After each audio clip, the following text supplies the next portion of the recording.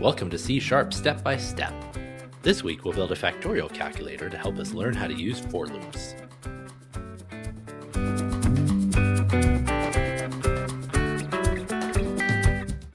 Okay, this week we are going to be talking about loops. And there are a few different types of loops, but today we're going to focus on for loops. Basically, a for loop lets us loop through a block of code and execute that code a set number of times.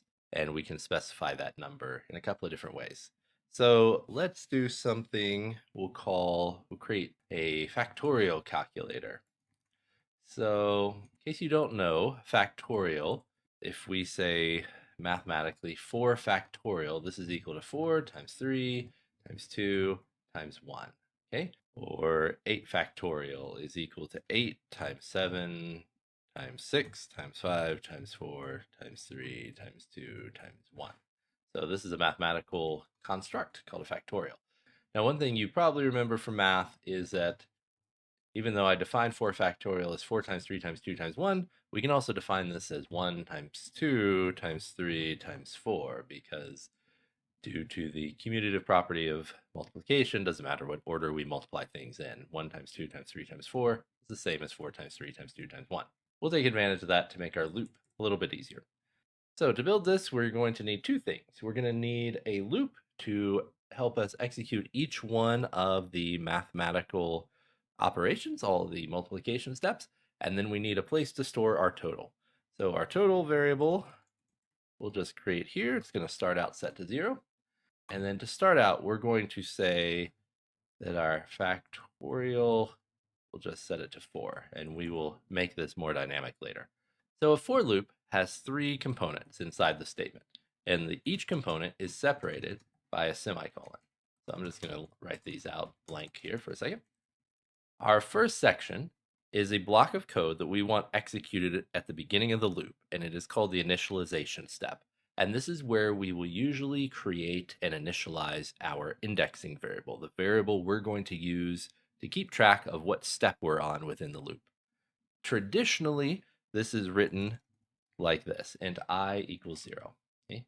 So what this says is from within the loop, we're going to create a variable, an integer variable called I, and we're going to set it equal to 0. Sometimes you will see people create the variable outside the loop and then initialize it at the beginning of the loop. This isn't very common to see. The other thing you'll sometimes see is you will see people use a different letter here, a different word for the variable. Sometimes people use index, sometimes people will say step, if there's some like very specific programming thing that we're doing and it makes more sense to use, like, I don't know, if we've got a list of books and this could be something like book index or book number. But traditionally, the most common thing you'll see here is I for the loop variable. It's just shorthand for index. And then if you have a nested loop, you'll see J and then K in the inner nesting. But we'll just use I for now. Now, most of the time when we do a for loop, we're starting with 0. And that's because we usually, as I mentioned, we use for loops with arrays. And that will make more sense when we cover arrays later. But in our case, since we're going to be stepping through this mathematical process, 1 times 2 times 3 times 4, we want our loop variable, our index, to start as 1. Okay, now this second block, the second section of our for loop statement is the conditional. Under what condition does the for loop continue to run? What has to be true for our for loop to continue? And in our case, we want our for loop to continue as long as this number, whatever step we're on, is less than or equal to our factorial number. So if I is 1, or if I is 2, or if I is 3, or if I is 4, we want the loop to continue. So we'll just say, as long as I is less than or equal to whatever we're using for our factorial. In this case, that's 4. And then our final step, final block of code, is called the increment step. This happens at the end of every run through the loop. What do we want to happen every time the loop finishes? And what we want to happen is to say I is going to be incremented by 1. So this statement says take whatever I is, add 1 to it, and then set I equal to that result. So you can do all kinds of different things here. You could increment I by 2, you could execute some function, you could do whatever, but usually this is how you will see a for loop written. We have an I variable declared here for our index set to equal to 0 or to 1. We have a statement here telling us how to know whether or not the loop should continue running, and then what we're going to do at the end of each loop. So for now, let's just print this right line, and we'll say I is currently, we'll use our format here, I is currently, then we'll print the I variable. So what we're going to do is run this and see the output. Okay, so the first time we run the loop, we can see this I variable is set to 1, then 2, then 3, then 4, and then that's the end of the loop. So this is going to run 4 times because we said to keep running as long as I is less than or equal to 4. So it's good to step through this so you can kind of see the process that happens here.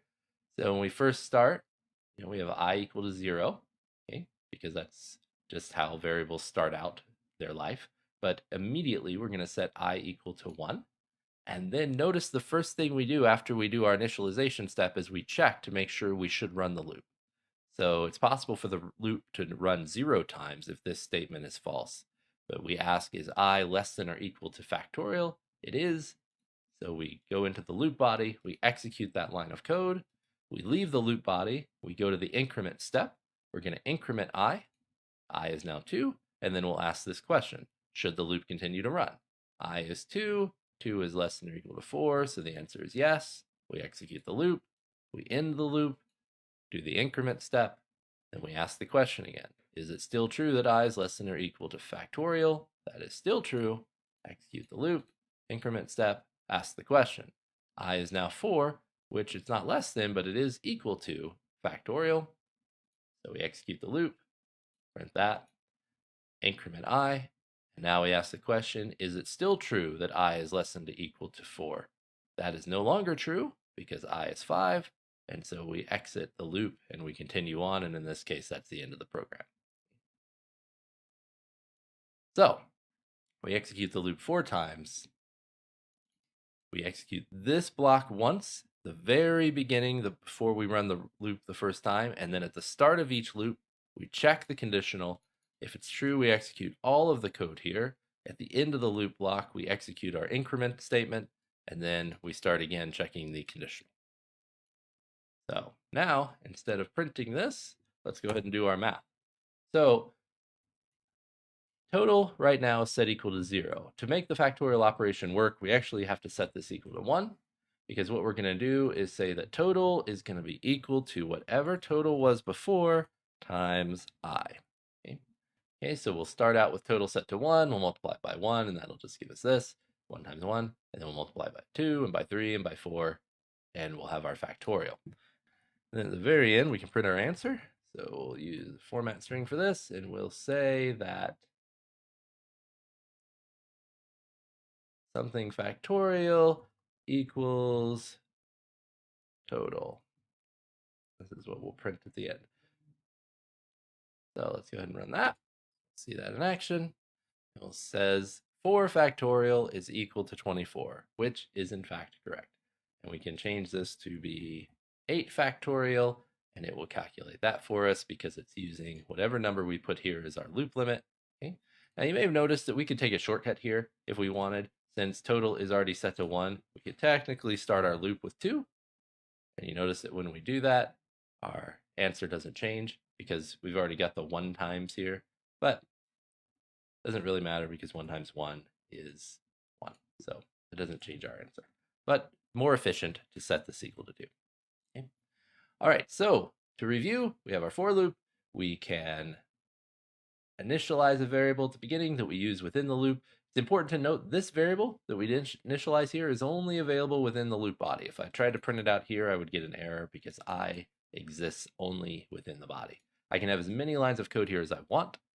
This tells us whether the loop should continue to run, and this tells us what to do at the end of each loop. All right, so that is the for loop. That wraps up today's lesson. Tune in next time, and don't forget to like and subscribe.